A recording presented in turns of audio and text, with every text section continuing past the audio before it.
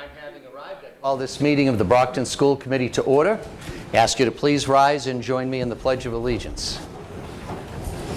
I pledge allegiance to the flag of the United States of America and to the republic for which it stands, one nation, under God, indivisible, with liberty and justice for all. Could I ask everyone to please remain standing just for a moment so I could recognize Mr. Minicello for a moment of silence.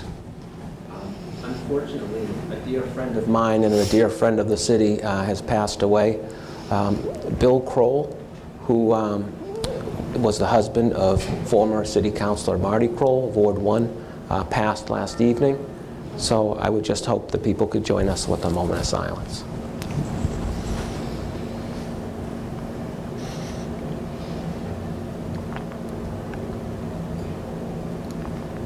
Thank you very much. Thank you, Tom. Okay. We normally open each meeting with hearing of visitors. It's an opportunity for members of the public to speak directly with the school committee, the superintendent, myself. No one signed up for hearing of visitors this evening, so we'll go directly on to the consent agenda.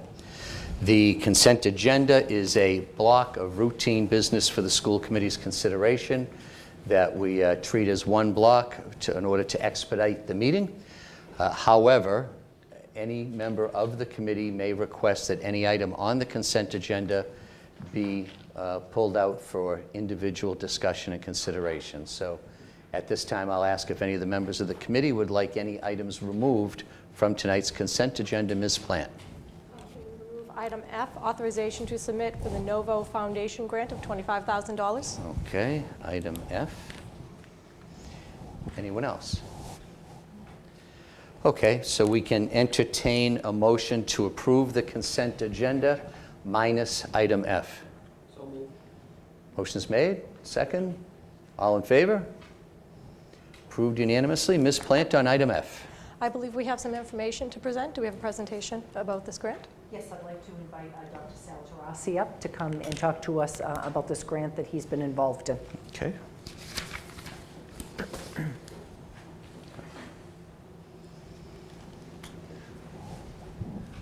Okay, thank you. I'll give you a brief summary. As you probably know, over the course of this school year, Brockton Public Schools, we have been involved with the Rennie Center and an organization called Transforming Education in the promotion of social emotional learning in schools. We are one of only 9 districts across the state to have been invited by the Rennie Center to participate in this network called the Excel. Excel meaning excellence in social emotional learning. As it turns out, Brockton, despite all of the difficulties that you were talking about earlier, Brockton has been recognized as being sort of a leader in social emotional learning and in a lot of the initiatives that we've already put into place in some of our schools, which we have not yet expanded to the entire district.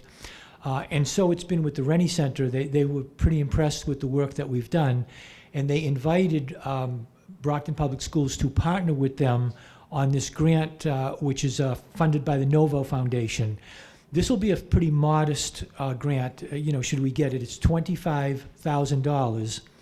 And what we've proposed to do is to create 2 demonstration schools of social emotional learning excellence, one at the elementary level and one at the middle school level. And we will collect certain key pieces of data, behavioral data, social emotional gains that students make in areas such as social awareness, self-awareness, decision-making, executive function, along with other things like attendance, office referrals, suspension rates, and things like that. And we hope to create a demonstration school which compiles such, impressive pre-post data that we will be able to then parlay our success in this grant to a much larger grant which would fund, with a lot more money, which would fund a district-wide social emotional initiative. And so we wanted the committee to know about that, and we've submitted we've written our application. We'd like to submit it and hope for the best. And Dr. Trump, can you share with us, just last week, when you look about Brockton, And although, you know, the progress has been, with everything we're dealing with, has been very steady as we continue to increase the attention to social and emotional learning in all of our schools. We had visitors from Wisconsin here. Yeah, earlier this year, and I think I reported it to the committee back in the fall, we had Phoebe Dixon, who was from the Ministry of Education from Australia. You know, heard about Brockton, traveled to Brockton, visited with 3 of our schools and with central office people, great interest in social emotional learning and mindfulness and that sort of thing. So as far away as Australia. Most recently, this past week, we had 4 or 5 people come from Wisconsin who had heard about our work. You know, a lot of our work has been written up in the Kaplan Journal, New York Times, the NEA, MTA magazines. And they visited the Gilmore School, the Arnone School, the George School, spent some time with some central office people, one of our psychologists, myself, the superintendent at Central, and just left here really, really impressed. We no sooner did they leave than we were receiving phone calls from a journalist in Philadelphia. And to be quite honest, I'm just trying to put him off until the fall because, you know, our schools are busy doing the work. And Don't we not collaborate with Philadelphia? No, no, we will, we will. Those were for the sports enthusiasts. Yeah. But he wants to come and visit, and so that work is going well, and we just hope to see if we can attract some grant funding to further it, because you know, otherwise, obviously, as you all well know, funding is a major issue. Well, thank you, Dr. Trossi, for leading this work with all of our principals, staff members. As Dr. Trossi mentioned, this isn't a large grant, but it certainly allows us to continue the work, make steady progress, and it brings lots more attention and the opportunity for more funding. Okay, so having heard the presentation, we'll take a motion on item F. Motion to approve item F, authorization to submit Novo Foundation grant. Seconded by Mr. Minichiello. And all in favor? Approved. Thank you. I'm going to let the students speak. Yep. Okay, yeah. At this point, I'm going to turn the meeting over to the superintendent for the superintendent's report on teaching and learning. Thank you, Mayor. I'd like to start with our student representative, Sharma Arrace. Sharma, what are we down to? How many days? 20s or teens, I Okay, think we're into now. May, so this is prom season. This Yes. is last days of school Very for exciting. our wonderful seniors, our Yep. class of 2018. Yep, juniors just came back from their prom, and the pictures were beautiful at Lombardo's. Everyone said that it was really fun, so that's great. Us seniors, we have our tickets on sale. They've been on sale since Monday, and tomorrow's the last day. And we get like cute water bottles to go with it. It's really nice. But as you guys probably saw when you were walking inside the art show outside, beautiful. A lot of people got first place, honorable mentions, so that's great, from Harbor One. And other art department productions are the spring musical that's going to be happening May 11th through the 13th, and the 11th and 12th will start at 7:30. The show will start at 7:30, and then on the 13th it starts at 6, which is a Sunday, so they start a little earlier. Also, the Mayor's Youth Summit is on May 8th from 2 p.m. to 6:30 p.m.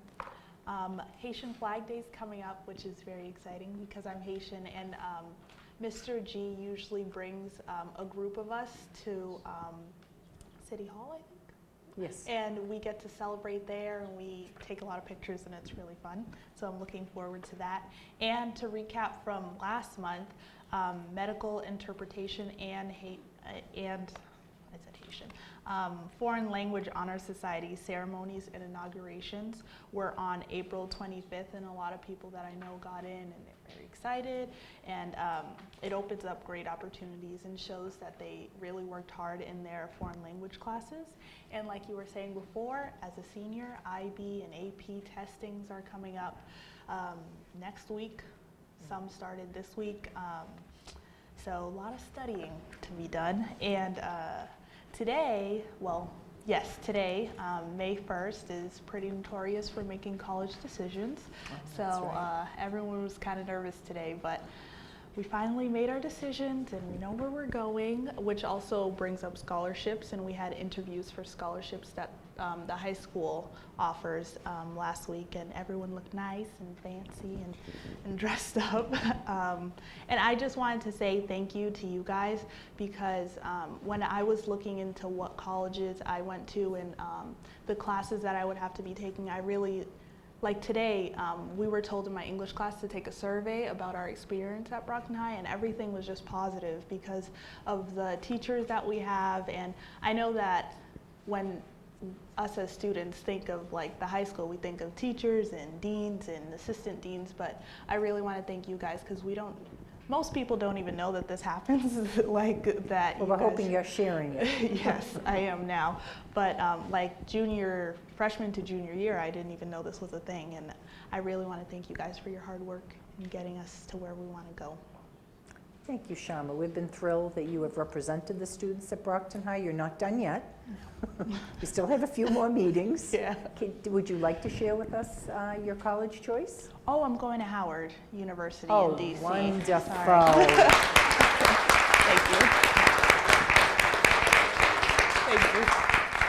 Well, we'll invite you to come back and share with us Washington, and I mean, talk about politics. Yeah. I mean, you're in the seat of government, so we're going to expect big things. Yeah, congratulations. I will try to fulfill those expectations. Thank you. Can I just put a quick Oh, comment? sure, ma'am.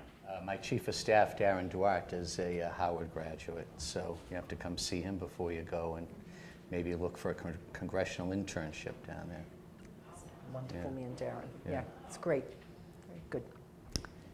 Okay, thank you. Next, again, on a happy note, I'd like to invite Dr. Kathleen Moran, our Executive Director of Human Resources. This is always that time of year where right after April vacation, we brought forward our new administrative interns, full of excitement, wonderful opportunities for us as a district to have them work alongside many of our administrators in our schools, truly getting the experience of a lifetime as they make decisions about their careers. So Dr. Moran, would you like to do introductions? Yes, thank you. Good evening. I'm very excited to be able to introduce our new group of 2018 administrative interns. I say this every year, but it is a very competitive process.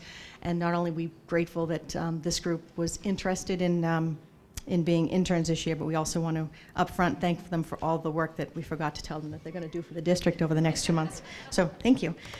So first, I'd like to introduce Jennifer Ezepek, grade 4 teacher at the George School.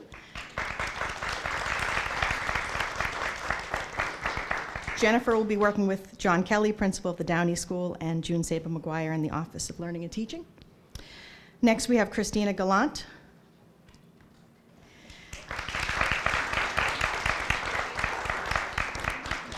Christina is a Spanish teacher at Brockton High School. She'll be working with Dr. Kelly Silva, the principal of East Middle School, and Laurie Mason, the director of special education. Next, we have Elizabeth Keene.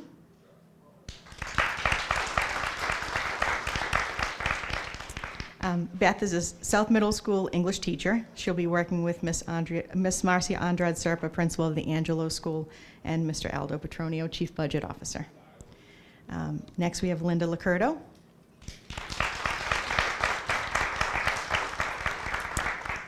Linda is a system-wide behavior specialist, and she'll be working with Cynthia Burns, principal of the Keith Center, and Ms. June Saber McGuire in the Office of Learning and Teaching. Next, we have Barbara Laura.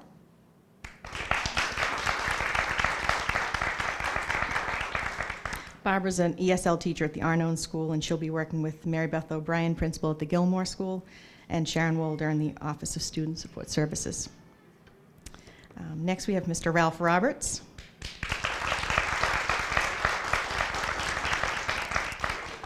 Mr. Roberts is an English teacher at Brockton High School. He'll be working with Diane Lynch, principal at South Middle School, and Mike Thomas, deputy superintendent. And finally, we have Stephanie Spillane. Stephanie is the instructional leadership coach at the Brookfield School, and she'll be working with Dr. Cliff Murray here at Brockton High School and with Kelly Jones in the bilingual department. So welcome and thank you all for your interest. Congratulations. Thank you. Before you leave, can we ask the interns to come up? The camera only goes so far, so if you'd all come up. Mr. Patroni, could you do a picture for us, please? So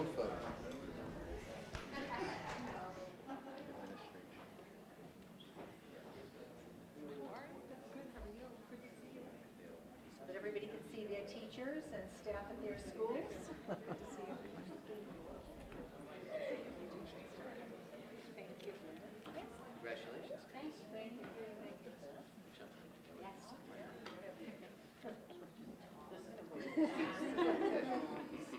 I'm always in the front row. There we go. We all squeeze in together?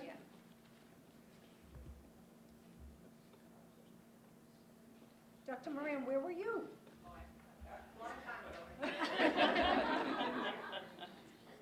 Thank you very much. Thank you.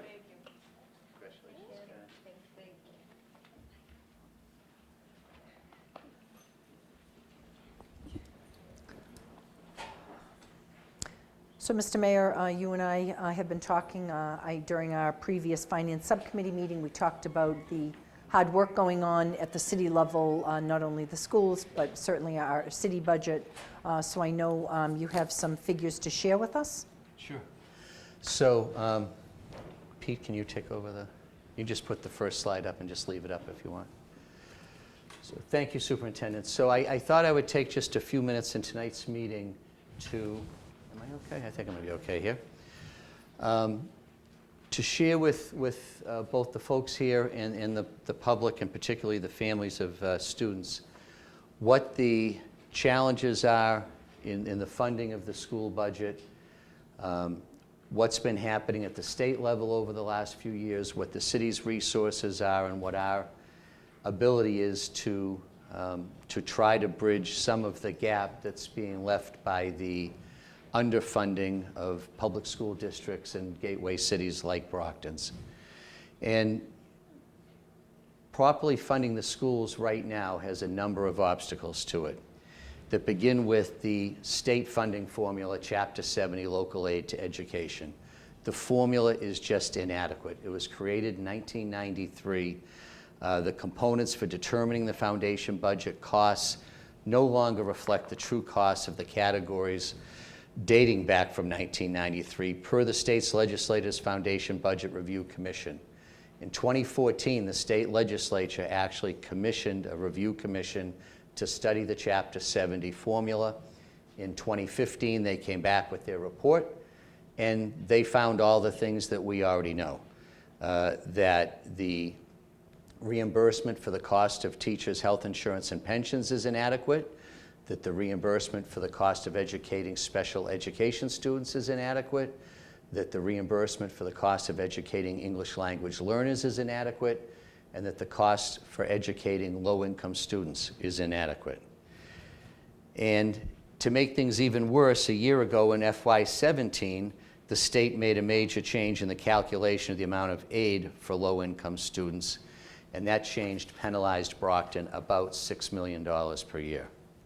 So as a result, from FY16 to FY19, while the city's enrollment was essentially stable between 17,000 and 17,800 students, the city's Chapter 70 aid only increased by about $2.8 million, or a total of 1.7%. Inflation at just 2.5% a year for that same time period would have yielded an increase of over $13 million per year.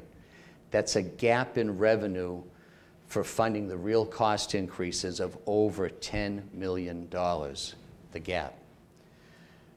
Now, the state's funding mechanism for the cost of charter school students makes the problem even worse. The state sends Chapter 70 aid for charter schools directly to those schools. I think many people don't realize that, so I'll say it again. The city never sees the money. The Chapter 70 aid for the number of students that elect to go to a charter school is taken right off the top of our Chapter 70 local aid to education. It never makes it to Brockton. And that amount of money is calculated, it's based on average per pupil funding cost. And these averages include, as I mentioned, the cost of English language learners, low-income, special education students. However, not many of these categories of students usually end up as permanent attendees of the charter school. So in fact, the charters are receiving money for student populations that they don't really end up educating, and this penalizes the students that remain in the Brockton Public Schools. In addition, while some costs may be avoided for every student who leaves a Brockton school to attend a charter, the average cost cannot be. Most of the costs still remain: buildings, staff, materials.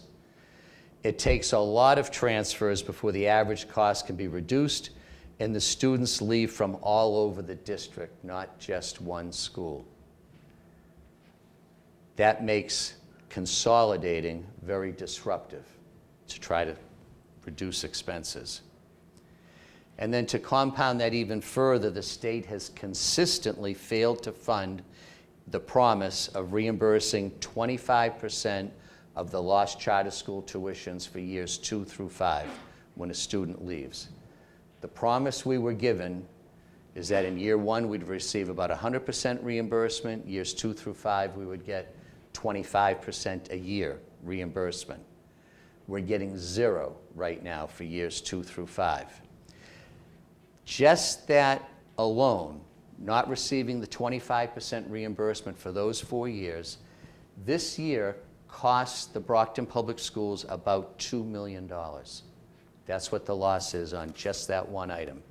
And it's why, among many things that the superintendent and I have been trying to advocate for at the state level, is for the fair reimbursement of charter school tuitions that have been deducted as promised.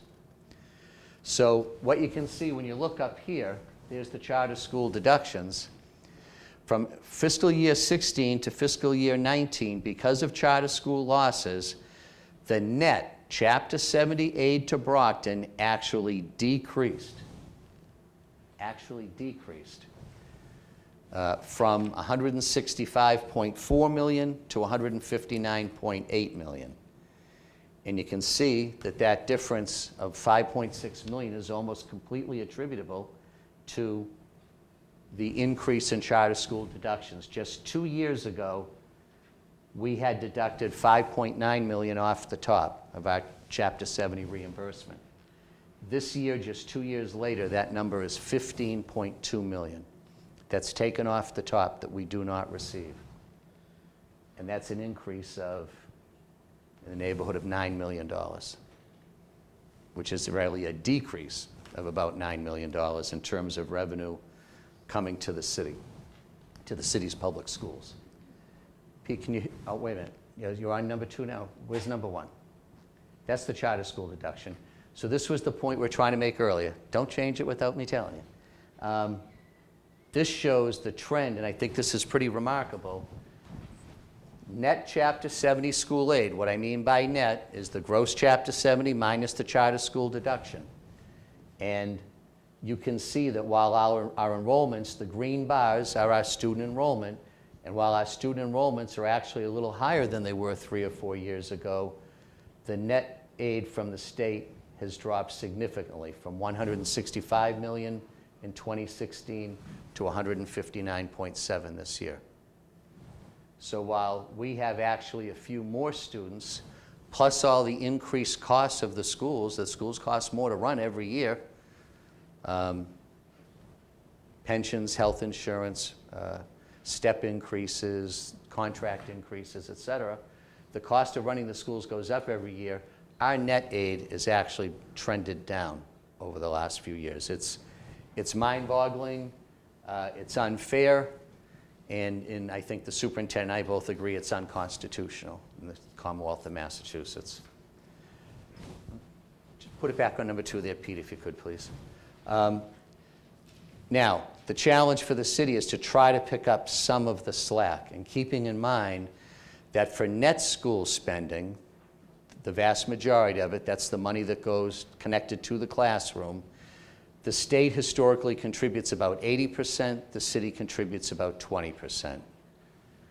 the city's own revenue growth is inadequate to make up these kinds of revenue losses, both to charter schools and to the inadequacies of the Chapter 70 formula. In FY16, at budget time, the total recurring revenues excluding Chapter 70, so that's the city's other revenues, not counting the local aid to education, but including our unrestricted local aid, which is mostly lottery money, property taxes, all other local general fund receipts, was $163.9 million. That was in FY16. In FY19 this year, we're estimating those revenues at $185 million. So that's a growth of $21.6 million compared to the estimated real cost requirements to make up the state's shortchanging of the city. However, that money, that increase in revenue, is not all available to the schools.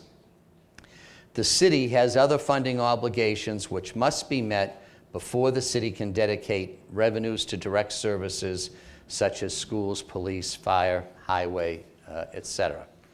So, Pete, if you could go to number 3. For example, the city's total spending budget in FY16 for just some of these costs, pensions, health insurance, debt service, tuition for Southeast Regional VOTEC. The city's total spending for these costs, these are what I would call unavoidable costs, the bottom line, was $88.5 million in 2016. These same costs now, this year, project at $99.5 million, or a growth of $11 million. Those are expenses that we're obligated to pay. We don't have any discretion. Pension contributions being the biggest increase. Of that $11 million increase in the unavoidable costs, $6 million of the $11 million is directly due to higher pension costs. And those costs include pension assessments for school employees also, not teachers, but non-certified school employees. And there are other service needs to pay for other than schools. But even so, the staffing for city payrolls has remained flat. So, Pete, if you could jump ahead to number 4. This shows you staffing levels. The top line is school staffing, and the bottom line is city-side staffing. And you can see that on the city side, back in 2014, we took a substantial hit in layoffs on the city side that we've never recovered from. In 2014, we're at 960 employees, and at the end of 17, we're still at 820. We're only at 826. That's down about 15% of our workforce that we've not been able to recover. And you can see that there's also been reductions, as you're very well aware, on the school side. And the little jump ups are each year. The first snapshot is on July 1st, and then the second one is in October, so it's capturing positions that had been eliminated or not funded in July, but were able to recapture by October. But still, you can see that the numbers have gone down on the school side for the past 4 years.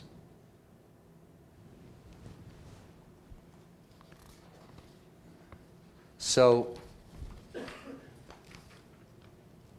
the conclusion is that unless the state renews its commitment to providing an adequate level of funding to the state school districts, especially urban gateway school districts like Brockton, a city like Brockton will just not have the revenues necessary to provide funding to its schools, proper funding.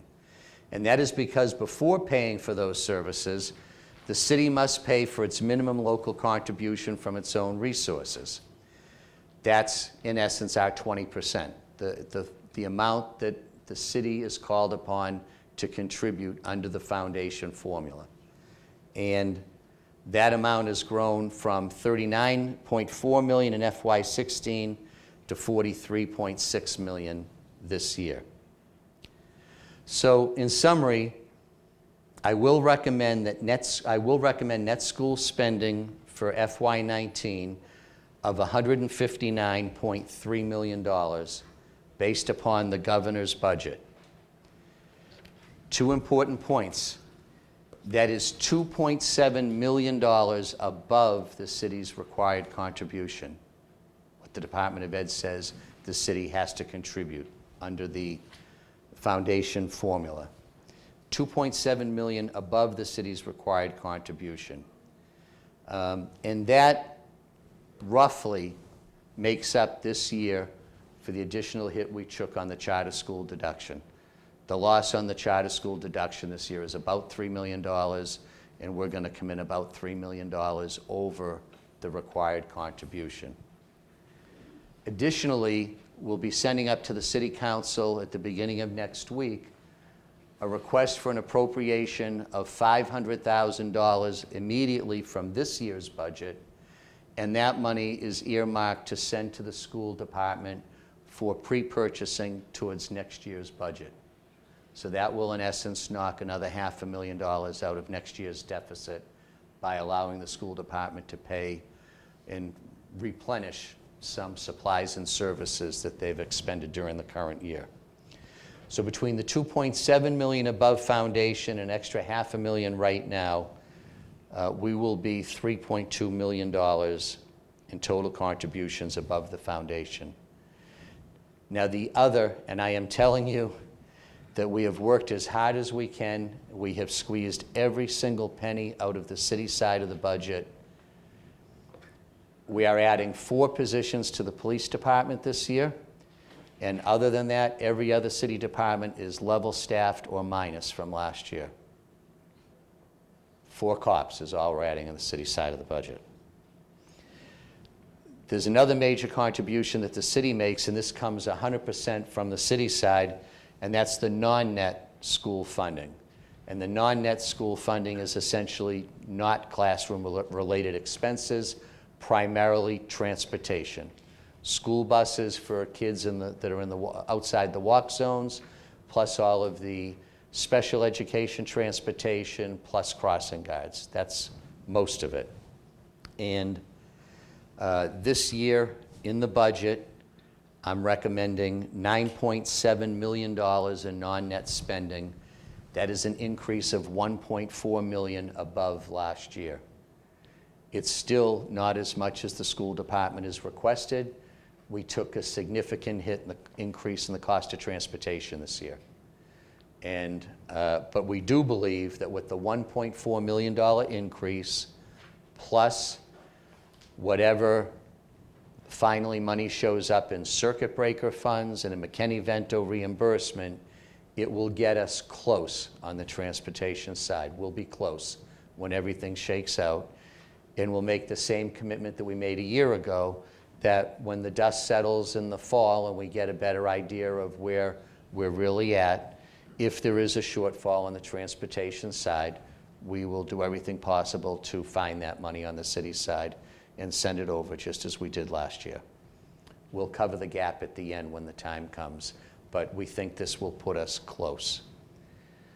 So between the net school side, where we've got about a $3.2 million increase and a $1.3 million additional on the school side, our local contribution this year is up $4.5 million over foundation on the net side and over last year's contribution on the non-net side. And over the last 3 years, getting back to the net school spending, we were $2 million over foundation last year. Almost exactly $2 million over last year. But we'll be well above that again this year.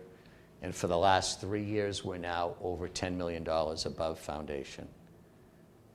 So for anyone that feels as though we've somehow cut the school budget or reneged on our commitment to fund the schools, it's just not true. We're above the requirements significantly, and we're doing the best we can with the revenues that we have to work with. And I think that the superintendent and I are both committed to continuing to try to find more sources of revenue. We'll continue to work with the city council to try to help generate additional revenue on the city side, and we'll continue to advocate as hard as we can at the state level for more equity in funding. One other very important point that I left out, these numbers that I presented, the 3.2 million on the net side and the 1.4 million on the non-net side, these numbers are based upon the governor's proposed budget. The House budget is in, and the House budget actually sends Brockton $1.3 million more than the governor's budget does. But we are taking an extremely conservative approach right now, and we're sure that it won't be any less than the governor's budget, so we're using those numbers for now. But I think that there's a reasonable expectation, not a sure thing, but a reasonable expectation that the final number will be much more like the House budget number and not the governor's number. But we're not going to know that for a couple months because we still have to wait for the Senate budget. Then there's got to be the compromise budget between the House and the Senate, and then we've got to see what the governor does with that. So that process will go until the 1st of July. We've got to do the best we can with the numbers we've got right now. So because of that, we are using the lower figure of the governor's number, but cautiously optimistic that there's another $1.3 million that will actually be coming from the state. I'm just not comfortable to recommend spending it this early in the budget process. And I'll be happy to entertain any questions from the school committee on anything I discussed. I have two. Yep, go ahead. Thank you very much. The first question would be, could we receive this presentation maybe via email or paper copy, just for our records? Those right there? Yes. Yeah. Thank you very much. That's easy. Actually, I've got them on paper down. Wonderful. Aldo, do you mind handing them out? Okay. I did bring a hard copy for the committee. And my other question? But I'll be happy to send you the electronic version also. Okay. And so you said that you're looking for other ways to try to find revenue on the city. And have you identified any areas that you're considering? Everything we've identified for sure is in. Potential additional sources of revenue, theoretically, and I can only speak theoretically because these decisions involve the city council also. Right now, our water budget is a separate enterprise account. It's running at a deficit. It's being subsidized by the general funds of the city. Right now, the water fund owes the general fund of the city. The water enterprise account owes the general fund of the city about $2 million. If there was additional revenue into water, water could then repay the city, money that's owed to the city, and that money would then be available for us potentially to send over to the schools. Additionally, with the water budget, right now, there's a proposal in front of the city council to accept a tentative agreement that we've made with Aquaria on the desal water, that in return for us not exercising our option to increase the production capacity this year, because quite frankly, we only use a fraction of what it can produce now. We don't need the extra capacity. It would save us $450,000 a year for the next 10 years, a total of $4.5 million. If the city council does accept that agreement, we're certainly willing to look at whether the water budget could then be in a position to repay some of that $2 million that it owes to the general fund. And any additional money that comes in at this point, I do intend to redirect to the schools. Based upon what we know today, we think we've got the budget set on the city side, and whatever else we can find as with this money here, we'll send to the schools. So water rates are a potential source of money. The Aquaria agreement, if approved, is an immediate source of some money. And then I would ask everyone to also consider that what's in front of the city council is the permitting of adult use recreational marijuana, which will potentially generate millions of dollars per year to the city. Both is a 3% tax and a 3% host community agreement, but conservatively it's several million dollars per year. And in terms of the 3% tax on retail sales, I've made a commitment for 60% of that money to go to the schools. 60% to schools, 40% to public safety is what my intention would be to submit for appropriation to the city council. So There's a little work to still be done on that, and I won't entertain the long conversation on it, but right now, the State Cannabis Control Commission is accepting license applications. The City of Brockton supported the referendum question. The 2 medical marijuana dispensaries will automatically be able to sell retail, adult use, recreational marijuana. We believe there's an opportunity to license 6 more retail spots, and I think it's a tremendous opportunity for the city to expand its tax base and generate some revenue. And that revenue would start in less than a year, because the tax money will be sent back to the city on a quarterly basis by the state. So that's I think, water and weed. Those are my two quickest ideas. Yeah. Brett. Mr. Mayor, thank you for your presentation and for going over foundation. Any time you go over, it's something that you don't have to do. So thank you for that. And I have a question for either Aldo or Mr. Condon. I know Mr. Minicello and I got some numbers from Mask about the charter school enrollment, and that it gone down. Has that been factored into this number yet, or are we waiting on that? That is based on what we received from the state, which is at the governor's level. Okay, all right, thank you. So that's a potential savings. I don't know how much, but. But that's how some of the House's budget is up, because the charter number, the estimate went down to an actual. So that's number. included in that 1.3? That's included in that Okay, 1.3. so it has been factored into something. Okay, thank you.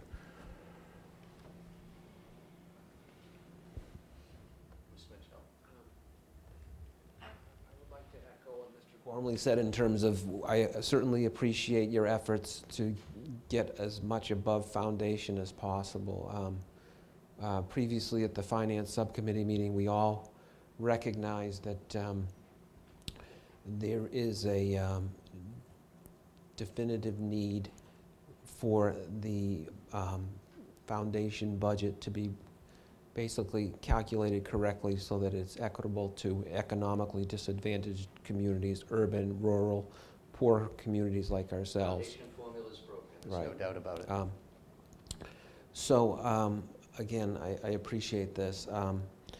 What I think we need to do, and I mentioned it at the Finance Subcommittee meeting, is that we all need to be in this together as a community. You're doing what you can do on your part. We're doing what we can do, looking at what we have to work with. Our city councilors can certainly have the potential to help us, like you said, with water rates, with respect to the reworking of the ordinance. But on May 10th, I previously mentioned, and I've said this before, that we need to go into the state with a group of parents and people, students. Perhaps the superintendent can give them a grant of dispensation for that day if they come with us to the State House with regard to an absence. But we need to advocate. We now have the figures. We now see the inequity, clear as day. We need to voice our opinions collectively.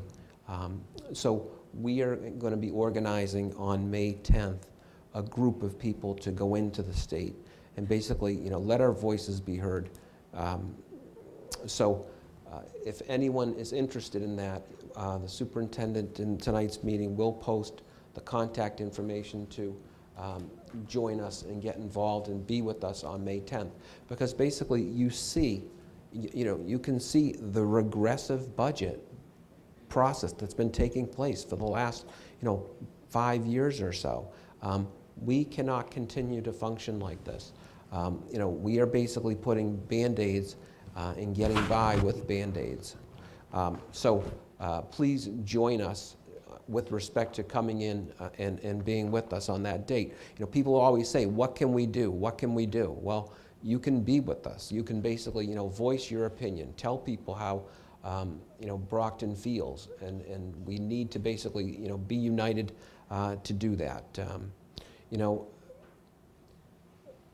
People look at the numbers and say, well, wait a minute, it's less than last year. But the expenses have gone up on the other end. And to basically try to come up with, over $3 million over a foundation, is certainly an admirable step. But we all know it's still not enough. It's nowhere near enough. We're still looking at a deficit, I think if my calculations are correct, of now about 8.6-ish. Aldo, is that right? Around 8.6 with this new number,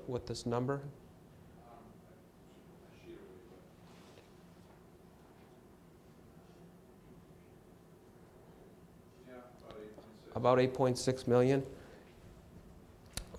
So,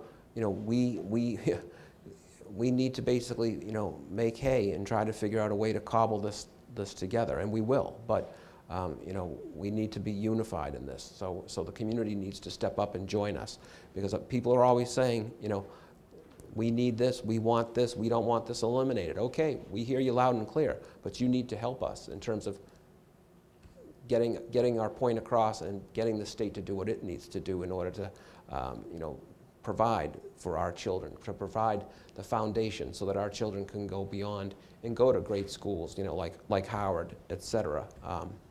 So thank you for your efforts, but obviously we have work to be done, and hopefully there will be some more money before we're done with the collaboration between the council, with some of these other items that we're talking about. Hopefully with the legislature adopting, let's hope, the House budget. That would help considerably as well. Thank you. Absolutely. I think, Tom, to your point, the number looks less because we're getting a bigger and bigger hit. So just from 2 years ago, from 6 million to 15 million, that's 9 million more deducted off the top this year as compared to 2 years ago. So if there's 9 million less coming in, it's 9 million less we've got on the city side to pass through over to the schools. Or in this year, 3 million just since last year. So it's between the formula being broken and being inadequate in the first place, and then getting clobbered with an unfair deduction. And I know not being reimbursed appropriately, right, like they said Representative Cronin, I know, is trying to get Secretary Peyser to come down for a site visit to Brockton schools also. May 21st. May 21st. I told you she was working on it. So there's the unfair formula, the deduction for charter schools, and then the fact that even the 25% reimbursement that we were promised is not being paid. So, some of these things we can get relief from the legislature, potentially, but we do have, I think we've got to look at short-term strategies in trying to balance this year's budget with the least amount of impact on our students, while we're simultaneously working on longer-term strategies, and whether that's politically or in the courts, but longer-term strategies to compel the state to update the Chapter 70 formula to more accurately reflect what the real expenses are they're supposed to be reimbursing. And that's why community advocacy is so important, to basically motivate people up on Beacon Hill to open their eyes finally. Anyone else? So Mayor, I have a couple of questions. Yep. Again, thank you. I know you've been working hard, as I said, with the city budget, and also looking at the reality of what we're dealing with on the city side. But the reality for us is, it is not the money that we had last year. Granted, it is above foundation. We're doing everything we can. So I'm going to reiterate that under advocacy, and again, we're working with a much larger group. Brockton has been out in the forefront in every way possible. Part of this is thank you to our partners at the Boston Globe, who continue to tell our story. We've had a number of contacts with other news and media organizations to talk about not only the Brockton story or the Worcester story. There are many suburbs, there are many rural districts, and we are strategically starting to bring people together. I think the legislature is hearing us, that we're coming at it on a number of fronts statewide. We're talking about, again, the Foundation Budget Review Commission recommendations, which were made in 2015. Here we are in 2018. You can start to implement those recommendations that benefits cities like Brockton, suburban, and rural districts. The other thing, again, is the equity and education lawsuit is not a threat.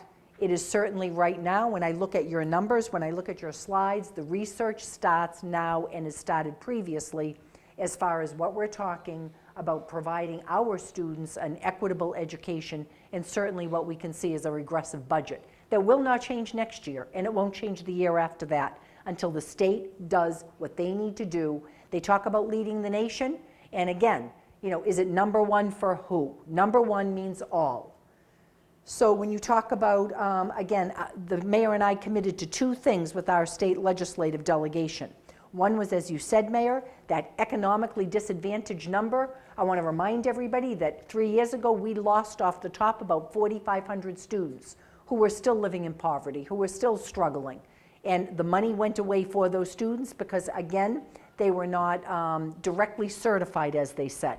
We identified 600 more students this year. We've worked very hard to support our families if, in fact, they are economically disadvantaged and can be directly certified, which means having a food stamp, SNAP. It could mean Department of Transitional Assistance. It could mean a number of different ways, Mass Health. So because of that, when we identified 600 and you looked at deciles, we had every intention of receiving close to, I believe it was $2 million. Instead, what they did at the state level is they reduced the reimbursement and the decile 10. So that's something that we're advocating. They need to put that money back in immediately for those students that in good faith we went about identifying. Also, when you talk about the charter reimbursement, you saw the slide on the charter. You heard me talk about it earlier. I'm angry about the charter being placed in Brockton, offering nothing additional than what we offer in our middle schools, our high schools. I understand choice. There's lots of choice. And there's ways that when you talk about parents selecting a private school, parents selecting some of our neighboring towns, the formula is very different for those students that leave us. They don't take $12,000 per student that leaves here. And as the mayor said, that $12,000 is certainly based on students that it's a blended rate. There might be students that need services, English language learners, special education services. The research is very clear out there. Those aren't the students that are leaving the district to go to a so-called public charter school. So I take great issue with that. Not only that, on the books, you're supposed to receive 25% reimbursement for 5 years. Your first year was 100%. They did honor that. So 3 years into it, there's no honoring that 25%, which, as you said, is another $2 million. A couple of things, Mayor, and I really need some time to digest this. You talk about transportation, and you and I both agree that that took another hit on top of it, which is our non-net school spending. So I do think that I recommended earlier to the school committee that we need to take a look at the walkout zones. We need to take a look at transportation, and that might be another conversation about the money coming over to net school spending. As you said, we're still early in the game. We still have a House budget, a Senate budget. So I think we need some time to kind of look at where we could be down the road as far as possibly shifting funds. And Mayor, you couldn't have said it better than a city that has to come to grips with, you know, businesses coming in, revenues coming into the city. And we need to work with our city council, our elected officials, along with the mayor, our elected officials on our school committee, to find ways that we can continue with all of these other things going on. And I started out by saying we are at the forefront of every one of these. Nobody is sitting back taking the easy way out. But the bottom line is tonight, when I listen to Shama talk about all the wonderful things happening at Brockton High and every one of our schools, she speaks loud and clear to what you have been able to do with budgets that have been very regressive, at least for the 5 years I've been here. So you continue. We saw a wonderful art show before we walked in here. Our play will be second to none in 2 weeks, put on the stage right next door to us here. All of these things that continue to offer. If you heard the conversation with some of our urban counterparts, those are things that they're not offering in their school districts. So I can see the writing on the wall unless every one of our elected officials from a state level to a federal level, we had Elizabeth Warren here, we had Senator Markey here within the past month. People need to all do their jobs to support our kids. So people like Shama get accepted to Howard University and all the wonderful schools that our kids have opportunities, because education is the great equalizer in this country, and all means all. So Mayor, thank you. I need time to really digest this, to sit with the group. We presented some really tough decisions. And I want to say to everybody out there, when we talk about school closings, it is very disruptive not only to your children, it's disruptive to our city. You know, this is not what we want to do. I think, Mayor, you noted that when a student leaves us to go to a charter, they're not leaving all from one school. They might be from, obviously we have 7 different options for middle schools in the district. We still have to run a middle school. We still have to supply a principal, an assistant, custodians, run a building, you know, support our students and families. So these are very, very difficult decisions that we are faced with. And I do believe that we're all working together. We're to the point now, there isn't finger pointing. I think we're all going in the same direction, but it is everybody. So I thank you, Mayor. I just need time to really kind of digest this. You set? I'm all set. I'm going to call a quick 5-minute recess. We'll resume the meeting in 5 minutes. All right, we will re-adjourn. Madam Superintendent, next item on the agenda. Thank you. At a previous meeting, I know you heard me talk about the Leading the Nation campaign back on April 5th. Brockton was privy, of course, with the McDuffie case to have a leading role in that celebration. And I wanted you to be able to see the video, a shot of our teacher, Jamie McDuffie Malnamo, who is a coach at the Kennedy School. So Dr. Cancel, can you, I'm gonna move Mr. Minicello so people can see it. Both my parents worked for the city. My dad was a firefighter. My mom was a teacher. So in 6th grade, I remember having, I think it was 63 or 64 students in my science and social studies classes, which we used to bring chairs into a classroom and sit around the edges of the classroom.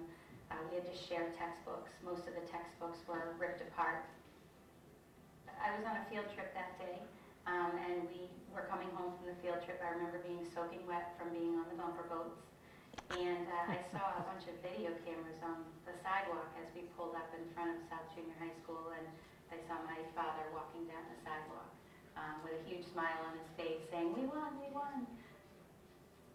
I have an innate sense of responsibility to do what I can to educate every child. That's been with me since watching my mom as an educator. The reason I came back to Brockton is because I know that I received an outstanding education here, and I wanted to be part of that memory for other kids. I wanted to help to give them the best education they can have.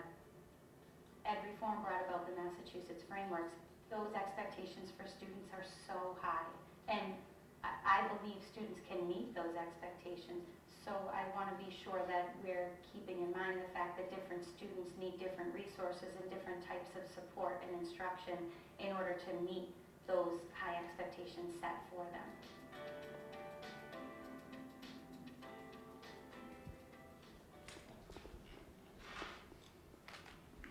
I hope you join me in congratulating Jamie McDuffie Malnamo, who did a wonderful job with this video.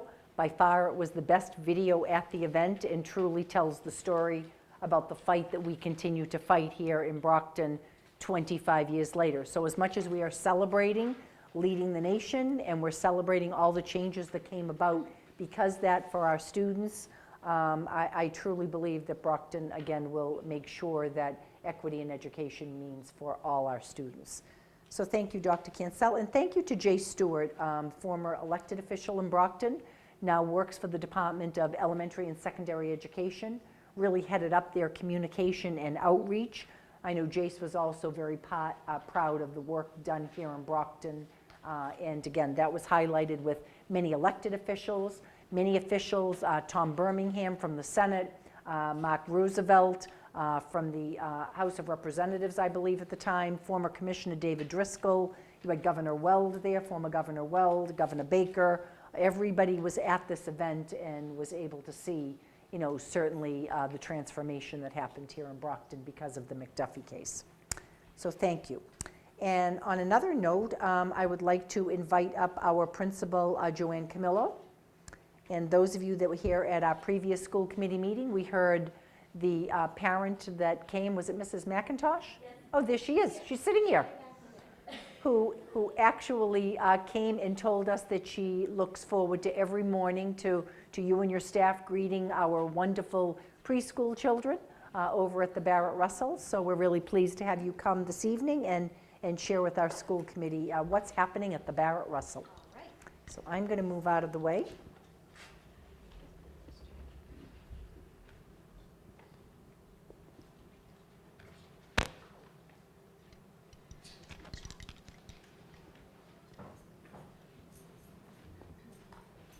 Oh, there we go. Okay, thank you. Yes, thank you. I think I'm good. Slideshow.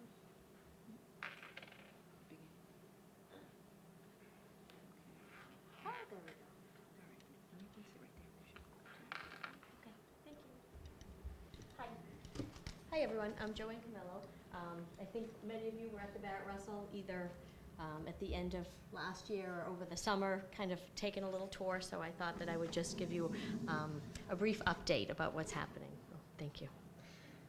Okay, so Barrett Russell at a glance, we have 280 students. When I did this, we had 280. We have 283 because our enrollment changes all the time. So from last week to this week, we got 3 new students. But we have 162 of them are special education students and 118 are peer models. We have 13 classrooms. We have 2 full day. One is an integrated with 7 students on IEPs and 8 are peer models, and one is a substantially separate classroom with 9 students on IEPs. We have 11 split sessions. That means some of them come 8:10 to 10:40, and then the afternoon session is 12 noon until 2:30. Out of those, we have 12 integrated and 10 substantially separate classrooms. We currently have 86 3-year-olds, 110 4-year-olds. 84 are 4 and 5 going to kindergarten in September, and 18 of those will be November and December babies, so they have the option of staying with us, or they can go on to the new preschool program, which will be opening in September. Our staffing, each classroom has 1 teacher and 2 paraprofessionals. We have an OT, that's an occupational therapist, 3 days a week. We have a CODA, who's the certified occupational therapy assistant, 5 days a week. We have 2 SLPAs, which are your speech and language pathology assistants, 5 days. We have an APE who's in our building at some point 5 days during the week, but she also is throughout the district. We have a physical therapist who is also shared with the district, but she's in our building pretty much 5 days. We have a school adjustment counselor 4 days, and we have a nurse who's there for 5 days. We also have the vision specialist and the hearing specialist, as we have students with visual impairments and hearing impairments. So I put some photos on here so you could see. Those of you who came in the summer, this is what you saw. When the Gilmore moved to the Barrett Russell, they delivered everything, and I mean everything. Lock, stock, and barrel. So if you look at the top photos, that's our cafeteria. So when we walked in the summer after the delivery, I cried because that's what we saw. And we said, how are we ever going to make this work? Oh, my word. And we did. And the bottom photos, the one that's on the left, that's the hallway. That looks like it's probably like a storage room with tables. That was the hallway when we walked in. And the other one on the right is another view of our cafeteria. So I called that growing pains, oh my. And then look at us now. So the upper photo, that's Tony, my speech therapist. You'll love that she's the star of the day. Up there with a sing-along, that we have all of our students. They're all sitting there, and that is in our cafeteria / auditorium / multi-purpose room. The photo on the right that's a little difficult to see, that's our movie, our family movie night. We had the parents and the students come, and we had a movie night, and we had a nice turnout. We had the mats all laid out, and we watched some little movies with the kids, and they had a blast. And then at the bottom, that's our school dance. Yes, we did have a school dance, and they all came. Look how cute they are. And they had a wonderful time, so we do fit. And then we have our beautiful back garden. If you were not able to come over in the summer, please, I invite you to come and visit. We are going to have another garden party. Some of you have come before. We'll have another garden party in June, and you are all invited. Up at the top, you can see the play structure and the beautiful garden area. And then down below, that's one of my teachers, Lauren. She's reading with her students. They were outside in the back area. We call that our outdoor classroom. Community partnerships, we have lots of community partnerships. Right now, Raising a Reader, those are the book bags that go home weekly, and they have parent activities bi-monthly. We're having an activity this Friday at 1:30. We have a partnership with UMass, which is new. I have 2 doctoral candidates who come every Monday, and they run 2 different parenting groups. One is a mindful parenting, and the other is parenting children with challenges. So that's something that we're just piloting, and it looks really good, and we're interested in doing that again next year. Harvard is doing an early learning study. It's called an EL, they call it ELSA. But that's the little acronym for them, and they're actually doing a study with particular classrooms, and they're following children who are in all different settings, not just public schools, but private daycares, home daycares, and no daycare at all, just being home with their parents. So we're part of that study. We have Stonehill, Bridgewater State, and Massasoit student teachers and pre-practicums. We have a dental program that we just finished up. The students have the ability to be seen by the dental hygienist. She brings a little tiny chair, and she has little animals, and she counts their teeth, and she does a fluoride treatment and a sealant, and they've actually been really good. So if you can imagine 280 some students who have significant special needs, and they're all happy as clams going to that little dentist. They think it's the best thing ever. We have a Brockton Community Garden Network. We're part of that, so that helps us to get seed and soil to plant our gardens in the backyard. So we're doing that right now. We're cleaning out the old stuff, and we're preparing to plant new. We, of course, our breakfast in the classroom, as all the elementary schools are. We partner up with Head Start quite frequently. A lot of our students spend half of their day at Head Start, and then they come to us, or they come to us first and go to Head Start in the afternoon, and the CFFC folks as well. We've had lots of trainings getting on board with the City of Brockton. Our early childhood folks sometimes missed some of the initiatives that were happening, so we're really working very hard to get them up to speed, especially with things like the PBIS initiative that's happening, the trauma-sensitive schools, social communication and social learning, and gross motor and sensory processing.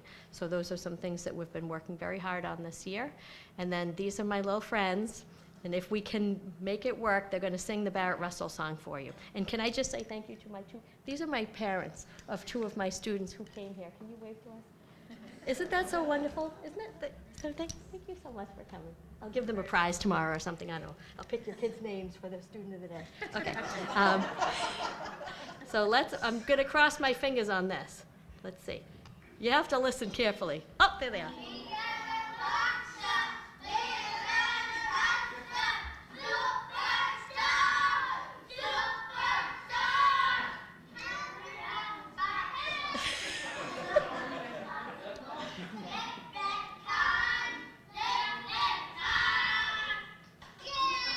And they're very proud of themselves. Yay! So that's all. I thought I'd leave you with a smile. But those are some of the things that we're doing from last time I saw you. So you're all welcome to come and visit us anytime. Okay, thank you. God, do I miss those times. Those are the best of times, I can tell you that, Now I have a 17 and a 20-year-old, and they're not as cute as that. But no, They're not as inexpensive as that. No, they're good kids, but I miss that. That's the best. But Joanne, you can't run away yet. No, not yet. I thought I was done, sorry. Thank you very much. A very nice and upbeat presentation. I'm glad to see that the facility is working out. There was another parent who was here about a month ago, and she said that she was opposed to the move, and she now says that it's worked out and that she is satisfied or happy. In the audience. Mrs. Okay. McIntosh. Oh, great. Okay. Oh, Isn't that see, I'm wonderful? not lying. There Yes. you go. Yeah, Wonderful. I know. Wonderful. Great. So we know how the foundation that you provide over at the school for those little ones is so important. And as a committee, we wanted to make sure that those children their needs would be met, and obviously you do that and your staff does that. So we appreciate that. Anyone have any questions or comments? Ms. Sullivan. Thank you very much for the presentation. I just wanted to ask, what has been the reaction of the teachers that have moved over from the Gilmore, and the parents' reaction about the change? I think at the beginning of the year, everything was new, so change is hard, but everything has moved so marvelously, just, moving forward the school year. Once the teachers got in and got to move their stuff in and made their classrooms their own, they felt much more comfortable. And once the parents came in, we have the orientations, we have open houses, all those things to invite the parents in, that they got to come in and see what we were all about. I've really had very positive feedback from the families. They come to our family events, they seem happy to be there. They love the garden. They come in every day when we do arrivals and dismissals. They come in every day. They pick up their students. They touch base with the teachers. We get to see each other. So it's been very positive. It was we had some growing pains, and they had to get used to me, and I had to get used to them. So a little bit of but we're fine. We're good. I don't know about anybody else, but I haven't got any complaints from the school. And that's good. So I think that's good. The school is in my ward. And I know, I was can going to say, I yes. have not either. Oh, And good. so- Yeah. But I knew, and as you know, I myself was opposed. But I knew that if anyone could make this work, it was you. And I knew that they were going to good hands. And so I'm not surprised to hear that everyone is happy now and that they love you, because you just have a positive attitude. You have a can-do attitude, and if we give you lemons, you're going to make lemonade. And I don't want to give you any more lemons, but you have been a great asset to us, and I just knew everybody was going to fall in love with you. So thank you for working so hard and for taking this on and making it so successful. Thank you very much. And I have a picture of Lisa that I was going to put in the PowerPoint, and then I didn't at the last minute because I didn't know if you would think it was funny or not. I took them off and I gave you permission. Yeah. Okay, can I tell you my favorite story? So we all know that our Chief Officer of Student Support Services, Sharon Walder, spent many years with high school students and attending many events, et cetera. So the best story was the other day. Sharon came back from having spent time, and as she spends time in many of our schools, supporting our principals. And she came in and she told me the story of a little boy that she met that really wanted to leave with her, that was so taken with her, and I don't think she was really sure what to do, but she was headed out the door after having a wonderful visit, because it is the happiest place you could possibly visit, and I think he was heading out right behind her. He was. And, He was and I going love right. that it broke her heart to tell him he couldn't go go. with her. He was So, trying to leave. it's a whole new world, Mrs. Walder, isn't it? Yeah. So thank you very much. All right. Thank you very much, everyone. Next item, I would like to invite Dr. Julianne Andrade and June Saber McGuire, our Chief Officer of Teaching and Learning. Is it June? What's the title? I'm losing it. Chief Academic Officer, sorry. or Chief, as I was going to put some other things on your plate, but can you update us after we just had our preschool presentation? As we know, this year we rolled back our kindergarten age, and we have been, in the midst of everything going on, actively working with our kindergarten showcase, pre-K showcase, to get the families involved of those students that were affected by this change. So I just want to say that, of course, the Barrett Russell is the happiest place on earth, and everybody knows that. We all enjoy going there, and it's often said, if you need a pick-me-up, just stop by there. It does have a special place in my heart because I actually have a grandson who attends the Barrett Russell Early Childhood Center, and I hear that song often. So I thank you for that, Mrs. Camillo. They know it very well.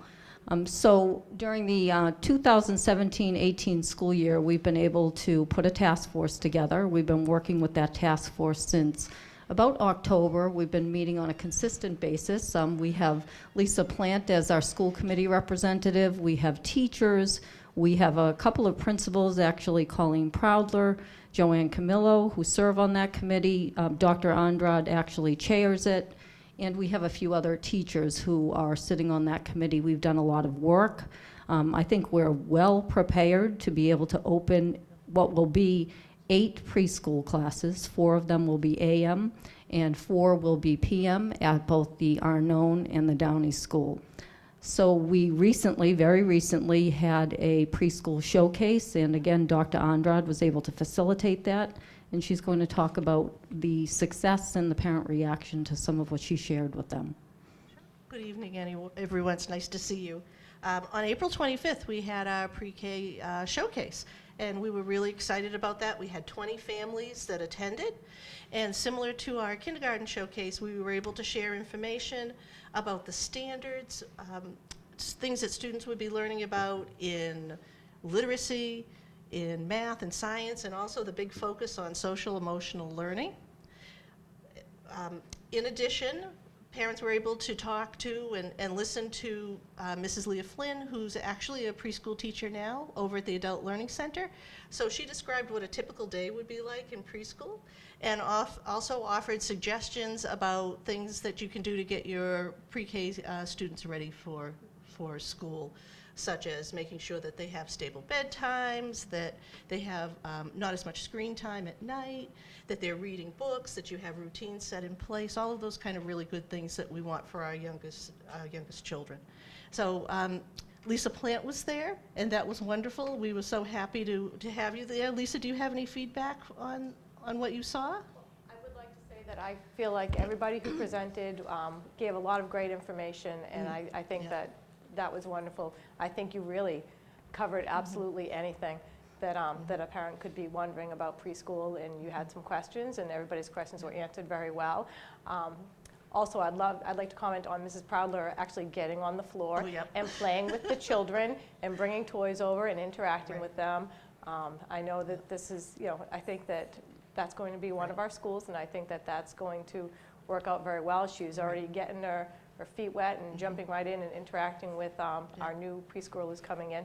Right. So I think you gave a lot of really good information at that presentation. And we did discuss if there was a need that perhaps if you were hearing that parents were registering and missed out on that, that presentation, that perhaps we could even consider if there was a need to do another one at our other location. So as a result of your feedback on that, Mrs. Saber and I have talked about having another one at the Downey School. Oh, and great. so we're working on getting a date set for that. Also, Dr. Soraya DeBarros was there that night and gave extensive information on the registration process, and really was able to talk to parents about setting up appointments and making their appointment online, so they wouldn't have to necessarily wait to get an appointment. They can come right in and work with a counselor right then and there to set up the registration process. So parents seemed very pleased with it.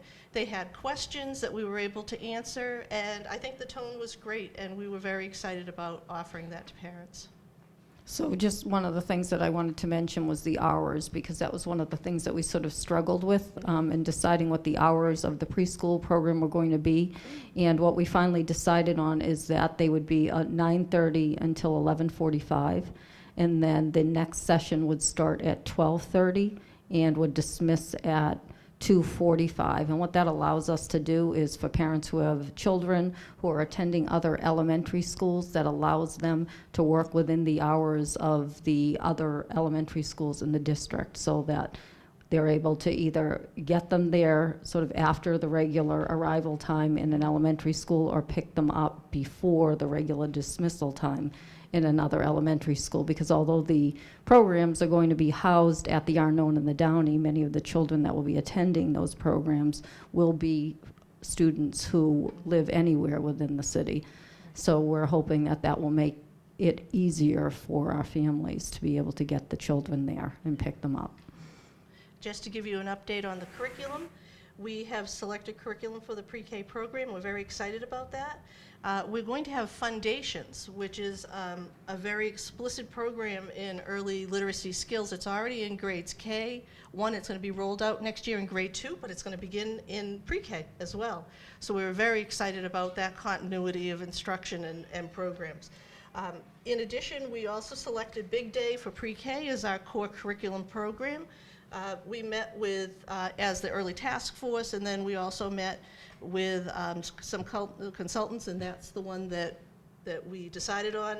It's nice because they have a full day schedule and they have a half day schedule as an option, so that helps us definitely if we expand in the future, if that's a possibility. And it's more geared toward 4-year-olds. Right, exactly. Yeah, one of the challenges, one of the things that we're very fortunate about is starting it off this way, is we have a whole group of 4-year-old students. Sometimes pre-K can be from 2.9 all the way to age 5. So trying to get a curriculum in place that has that span can be very challenging.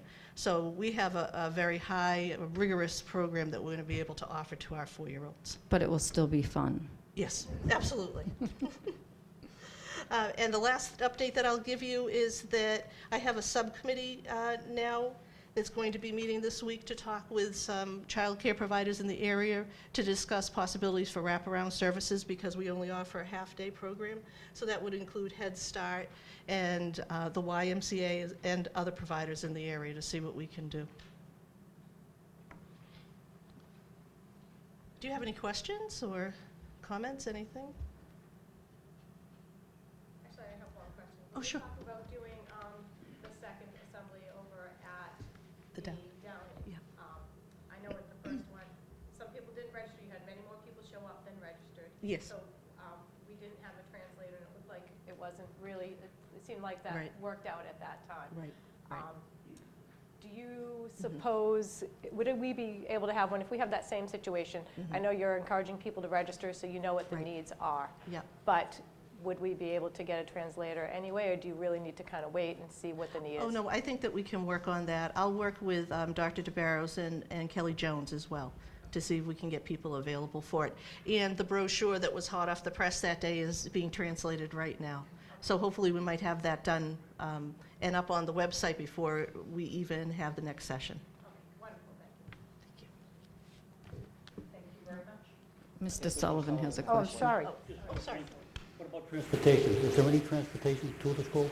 There is no transportation right now offered by Brockton Public Schools, but that's why we're going to talk to other agencies to see if maybe we can have some wraparound services. So if parents are eligible to have Head Start services, that, you know, I've already talked to the director there, and there might be an opportunity for busing between those two schools and Head Start, but these are things we all have to negotiate.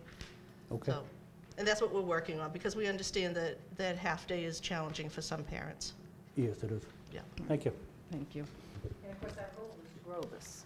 You know, as we go Yes. along, as we kind of, you know, tiptoe in, as we do what we need to do with our kindergarten age, you know, we can start to look, obviously, down the line to expand this. So I'm very pleased that we have the classes that we'll have Right. for next year as kind of a lab setting, a pilot, develop these collaborations, keep a task force going, and keep our focus on preschool.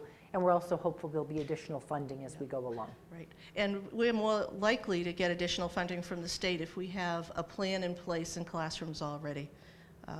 And this is very similar to the way that kindergarten started. We had half-day sessions that grew over time, and then we had a lottery to full day, and then we went into all full-day classes. So I'd love to think that that's the trajectory that we'll follow with pre-K eventually. And I want to thank the school committee, because with everything that you have been dealing with the past few years, in just, you know, trying to keep a stable budget or a district, you continue to actually move the district forward in so many ways that will benefit our children and families for years to come. I'd like to also point out that we know that when we get these students early and we educate them younger, that's actually going to be a cost savings for our district. Yep. Because when we get our students earlier and we have more time to work with them, those are less students that are Yes. going to need additional services later on. Absolutely. So this is an investment. Right. Well- It's good for our students, and it's going to be a cost-saving measure for our district. Right. as And we move even forward. you saying that, Ms. Plant, when I look at some of the initial numbers coming in, where we're considering possible retentions at the kindergarten level, those are, again, your Yep. burr babies. So I think we are absolutely making the right decision for kids. Thank So I appreciate you saying that. Thank you. And now I want to move on to another presentation. I'd like to invite our principal, Val Brower-Foote, to come up here along with her team. I see she has her assistant principal, George Donovan, Dr. Michelle Morrissey-Smith, instructional support coach for English language, and Jane Werb, instructional support coach for STEM initiatives. So Val, you're going to do this by yourself? I guess. You could at least come down and join her. Thank you so. Well, I was going to introduce them, and through I said I joked that I would, hoping I would get their names right. So you took care of that for me, so I appreciate it. I also want to start by saying, a couple of years ago, we were approached by the Department of Elementary and Secondary Education who saw the progress being made at the Baker School, wanted to look at some turnaround practices. A year ago, we went through a monitor site visit where we actually had the staff take a look at some of the practices. There was surveys taken, there were visits, observations. So this has been an ongoing process for the past 2 years. So Val, I know you're going to update us on that process. I am, thank you.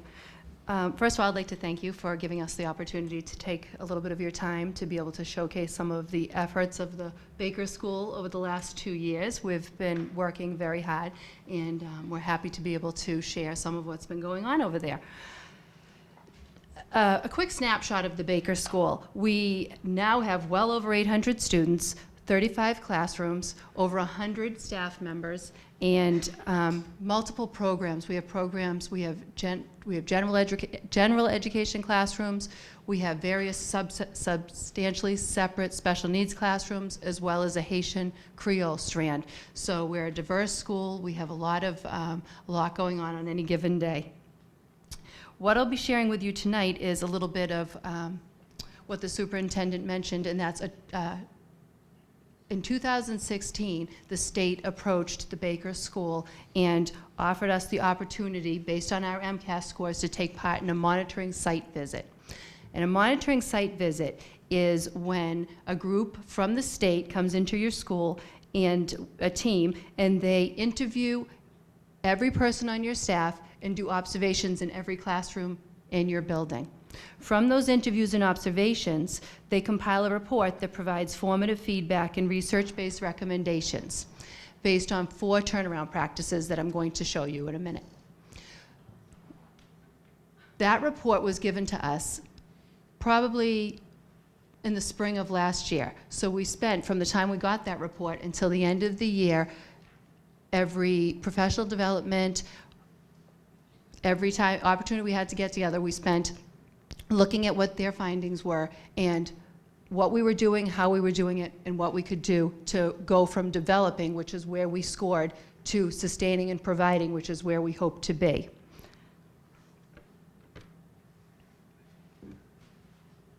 I tried to put some cute pictures in too, but Mrs. Camillo's are much cuter than mine.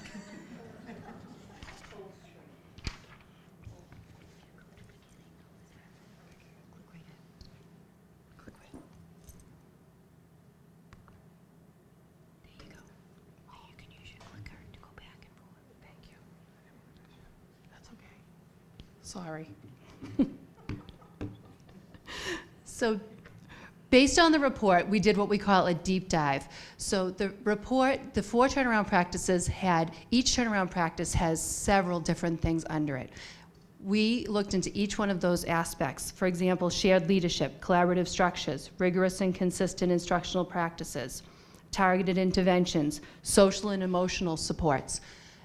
The way that this was done, it was done with staff input from the beginning. They were involved in every bit of the process, so that when we eventually came up with our turnaround plan, they were the voices that you saw in this plan. They were invested in the plan.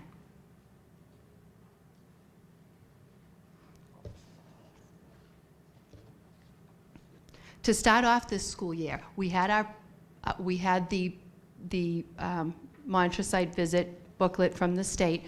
We put some things into place that were significant for us. One of the first things that happened was that there were people that were moved to positions to strengthen grade levels. We created grade level team leaders through professional learning teams. They're actively working now. They meet monthly, if not weekly, and we have vertical teams that meet. We added interventionists who work with 1st and 2nd grade, and we changed our Title I model to include far more children than ever before. This is really our first unveiling of the plan. About 2 weeks ago, the staff saw the final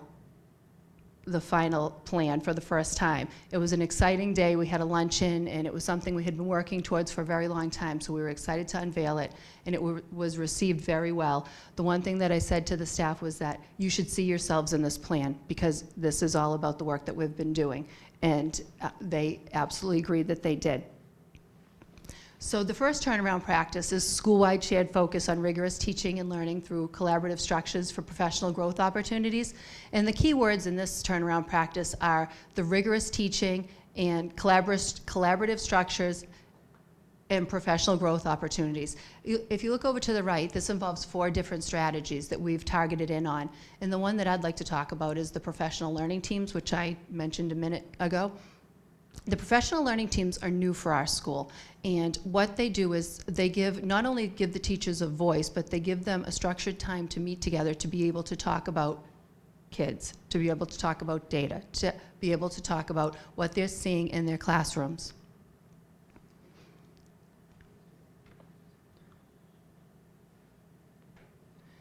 On the left, I don't want to mention, we have challenges, as does every school, but even with class size at just about 30, this is a second grade classroom on the left. You can see the children are engaged, the teacher is actively teaching, things are going very well. The right is just a quick snapshot of kids working in a center. Turnaround practice 2 is teachers will develop and deliver consistent, standards-based, engaging, rigorous lessons that meet the needs of all students. This, generally speaking, is the structure of how we plan lessons. And the important takeaways in this turnaround practice 2 are the consistent, standard-based, engaging, rigorous lessons. We have found that consistency, as we all know, is the key. And with things such as REACH coming, we have foundations, as Dr. Andrade mentioned earlier. We have a lot of things in place that are very consistent, and we are moving along the track to keep that going in that same direction. If you look over at the strategies, consistency in that explicit instruction will move us forward, along with the consistency in the small group instruction. Strategy 3 is important. It's the professional development piece. The teachers, we need to ensure that the teachers are prepared to be able to teach the rigorous standards. So we're always looking at our PD, where it's going, what we need to do, who needs what to be able to give the kids what they need.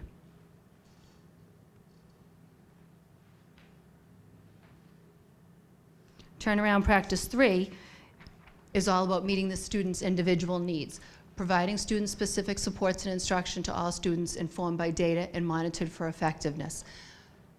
This strategy 1 and 2 talk about the collaborative data analysis, and that's when the teachers are meeting in those teams with their teacher leaders. They're looking at the data, they're analyzing the student work, and they're deciding where they're going from where they are.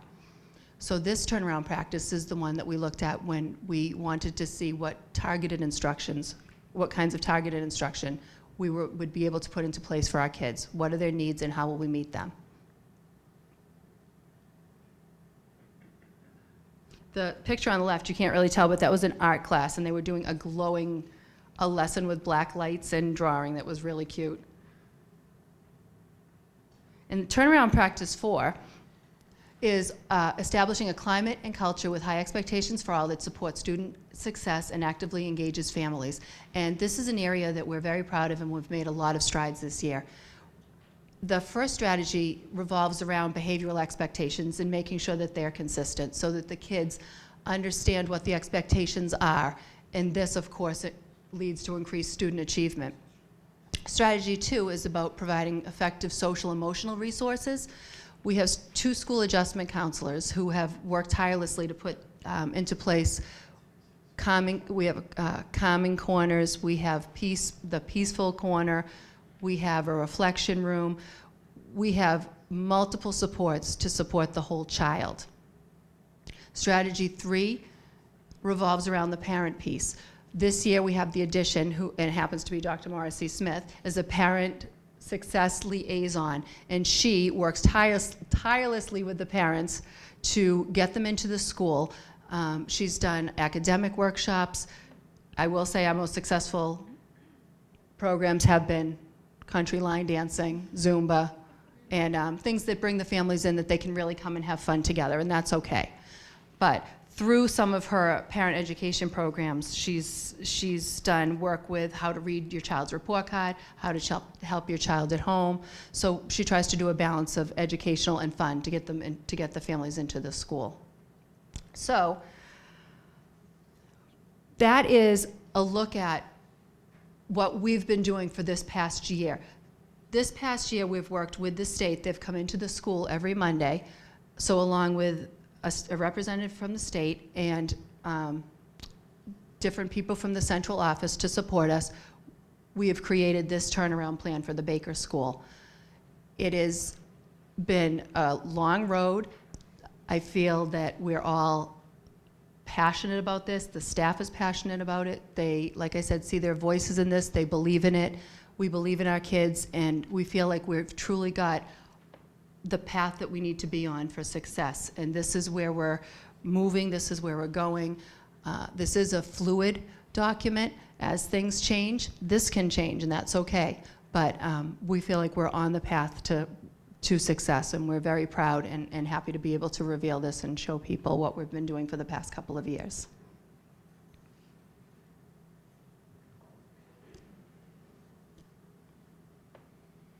That's it.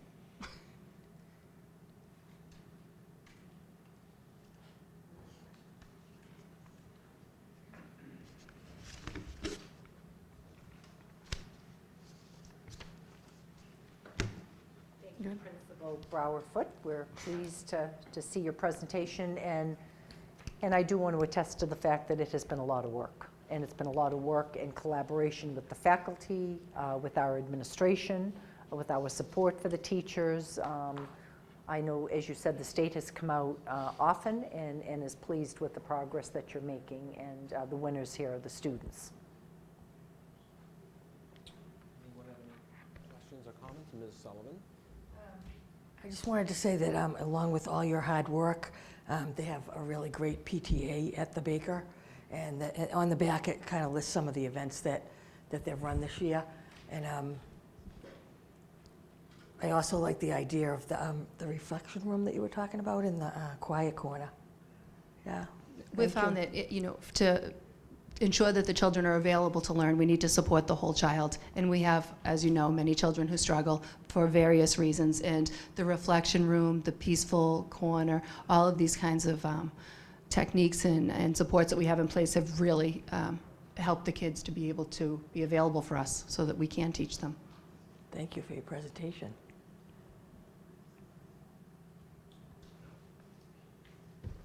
Thank you. Thank you very much. Thank you. Just a couple of notes before I finish up. I do want to thank Dr. Cancel, Dr. Murray, and our staff at the high school, Kevin DuPont, Dan Vigent, Dr. Heather Ronan, and your administrators at Brockton High School for a very successful event last week, which was the MCAS online testing, and it was a pilot up at the high school. Dr. Cancel and the team tells me that, believe it or not, we had, close to 900 kids? 800 taking the test online. Our systems worked, and again, this is critical when you think about next year at this time, the MCAS test for their high school credential, high stakes testing will be taken online here at Brockton High, being obviously our largest school. So we're very pleased, and I want to thank you and your team for all their hard work.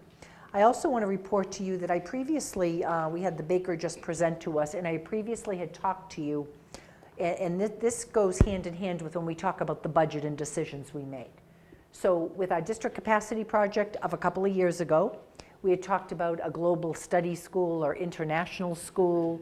We had started by looking at a dual language program. You already have one at the George School that has been very successful for Spanish. You've had it for, I believe, over 13 years at this point. There's been a lot of professional development with dual language, a lot of support for the school.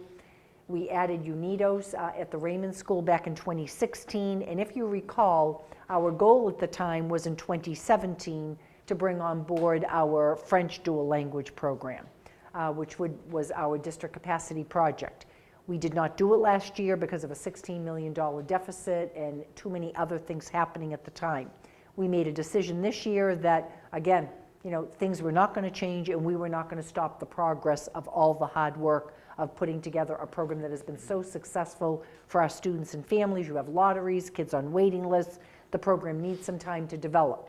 I want to take a step back, and originally when we talked about placing it at the Baker School, we talked about a Haitian population there with some of our SEI classes, counselors, and it looked to be probably a good place to begin the program. One would be at the Raymond, one would be at the Baker, and we have our program that's established at the George. In sitting down with June Saber-McGuire and Kelly Jones, our director of the bilingual department, we wanted to take a step back, and I'm looking at this in a very different way. If we are going to bring about a global study school, what we need to do is really start to shift those populations over to the George School. You already have grades K to 5 in your established Spanish program. We are looking, and again, I will come back and present to you, but I want to let you know that I'm looking to relocate the classes that we have. I'm pointing at you, Mr. Sullivan, at the Raymond School. I know you've been very supportive of the UNIDOS program, of actually looking to bring the grades that we have. We have kindergarten, grade 1, we'll be bringing grade 2 on next year, to actually look to possibly transfer that to the George School and begin our Armate program, which is our French language program with kindergarten next year, also at the George School. So we have really a 3-year plan. We have rationales for how this will take place, but rather than piecemeal them all over the city, I think it brings strength to the program with professional development, with starting to tell the community that we're moving towards a global studies school in our district. So I just want to let you know that that is a change I'm recommending for the Armate program, to actually begin with our kindergarten classes there next year. So more information will come, and I'll share with you. As I said, this is just something that we really started to look at, understanding what we're dealing with a budget deficit, but also wanting to make sure these highly successful programs have an opportunity to flourish and to begin. I also want to talk about the summer calendar dates. We're looking at July 17th and August 21st. Obviously, we'll have other meetings scheduled during the summer. We schedule usually one meeting in July. We cannot make it the second week because we have our conference of MASS, Mass Association for School Superintendents, the week previous. So again, it would be July 17th and August 21st for our 2 days during the summer. Also, I want to let you know that hopefully at a future school committee meeting, I would like to do a presentation to all of you on the trip I took to Portugal with 11 other superintendents over April vacation. We had an opportunity to meet with the Secretary of Education. We met with the consulate in Portugal.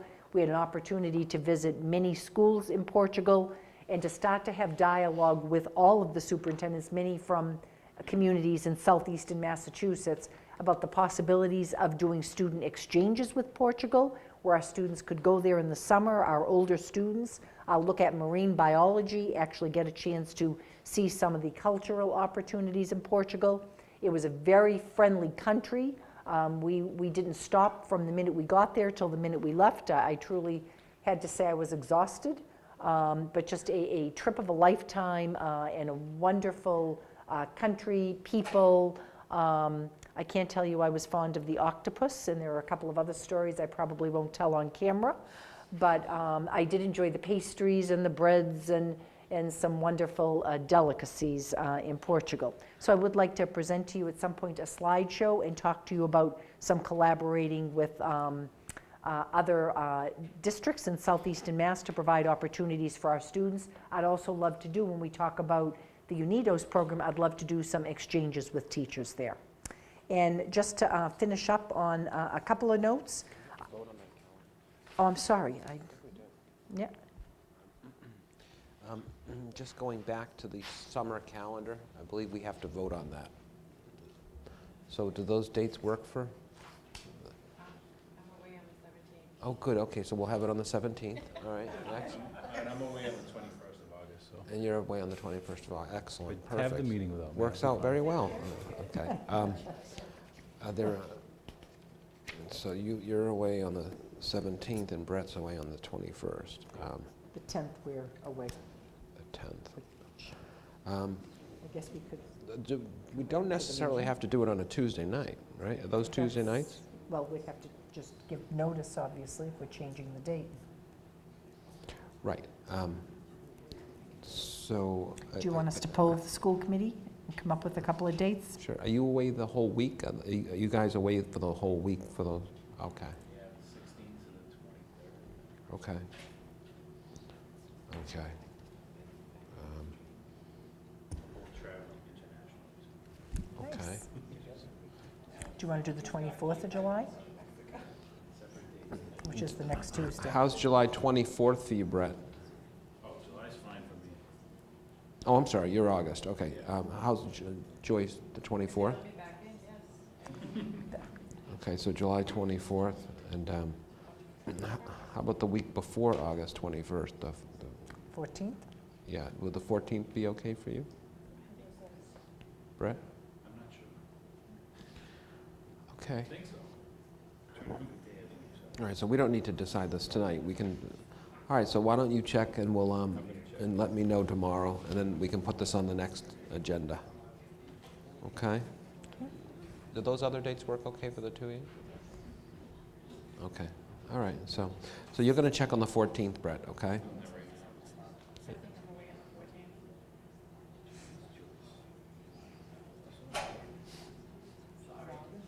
The whole week? The entire week? Nope. Or just that day? I can take a look and let you know tomorrow. Okay, all right, just let me know. Okay, so we'll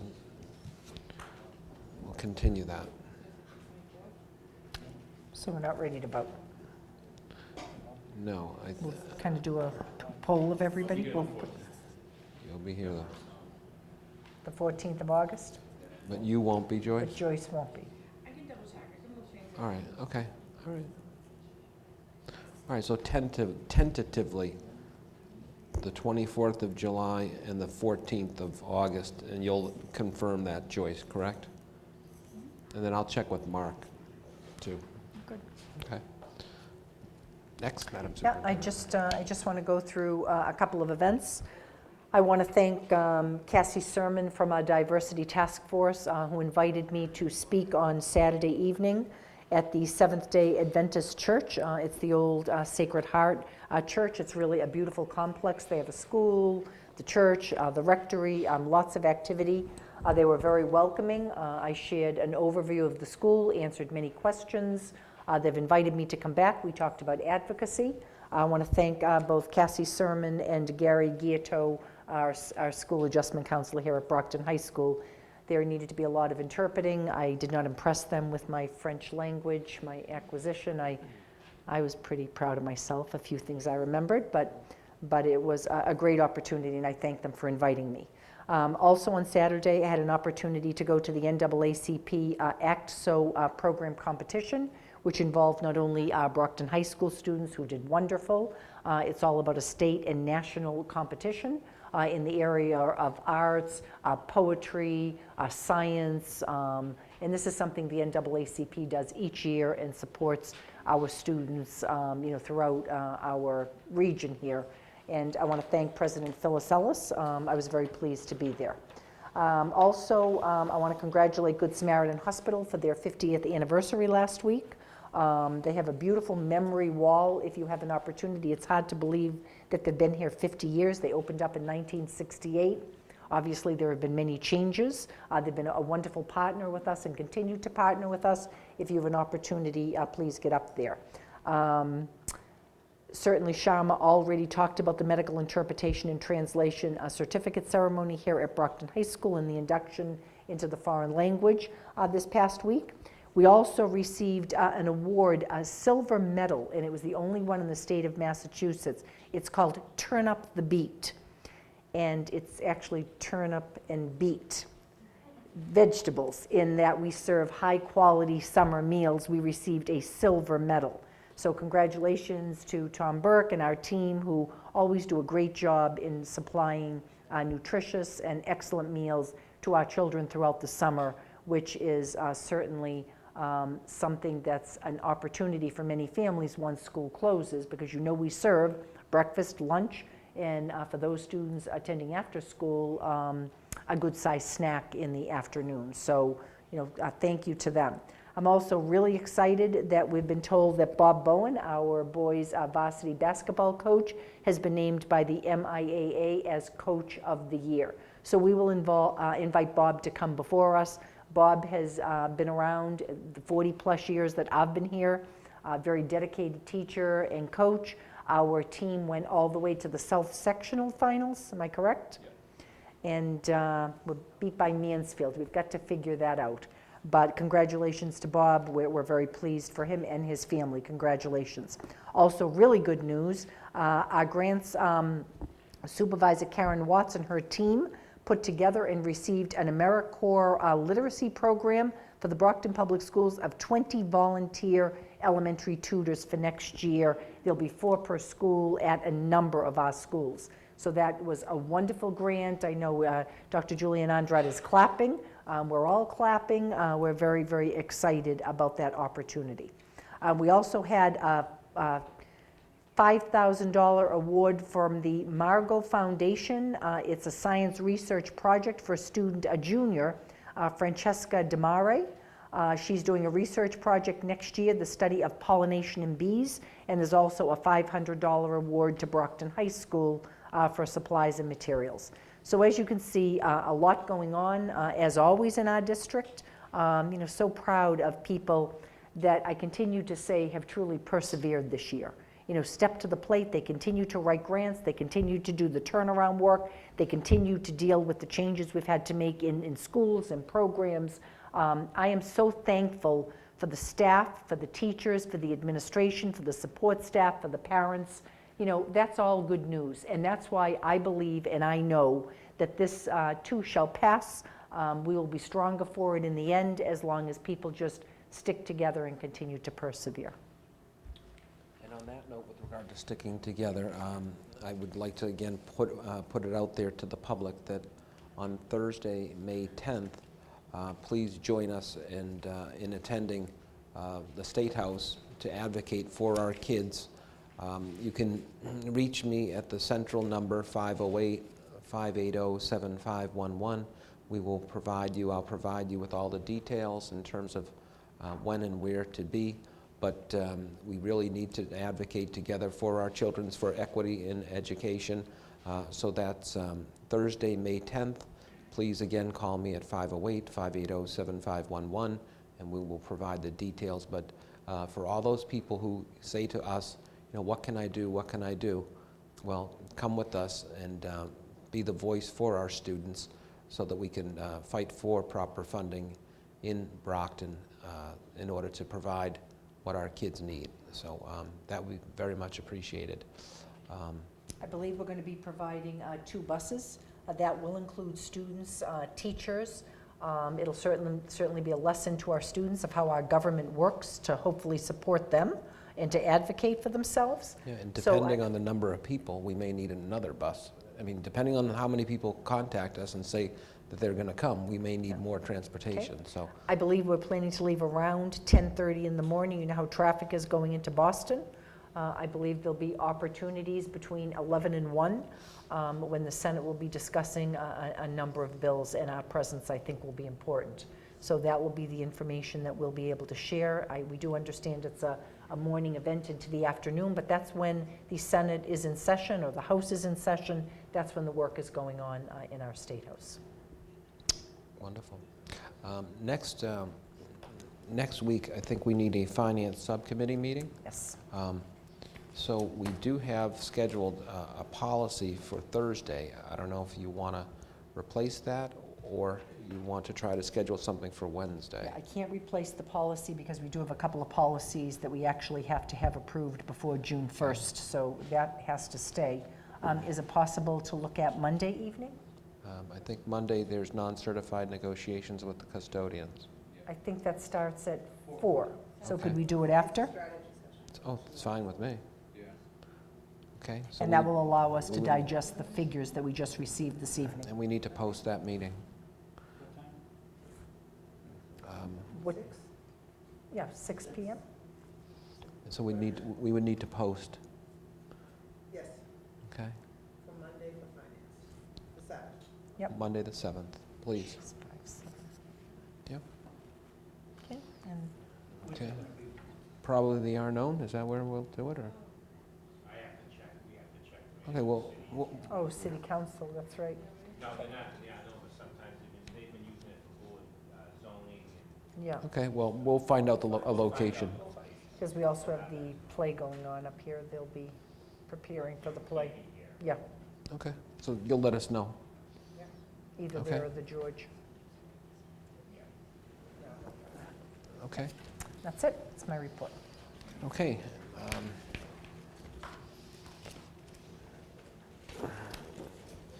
Any unfinished business? Any new business? Mr. Gormley? Tomorrow night, we begin our second season of the Brockton Track Club. So if you have a student who's between the ages of 5 and 13 or kindergarten to 8th grade, and they're interested in being outside and running and throwing things and track and field, come on down to Brockton High School, the Marciano Stadium. We'll begin at 6 o'clock. Registration will begin at 5:30. If you want to come and register in person, look for me. I'll be handling that. And you can also register online. And we go till the end of July, so there's plenty of time. We are Monday and Wednesday at the high school from 6:30 to 7:45. I can't remember.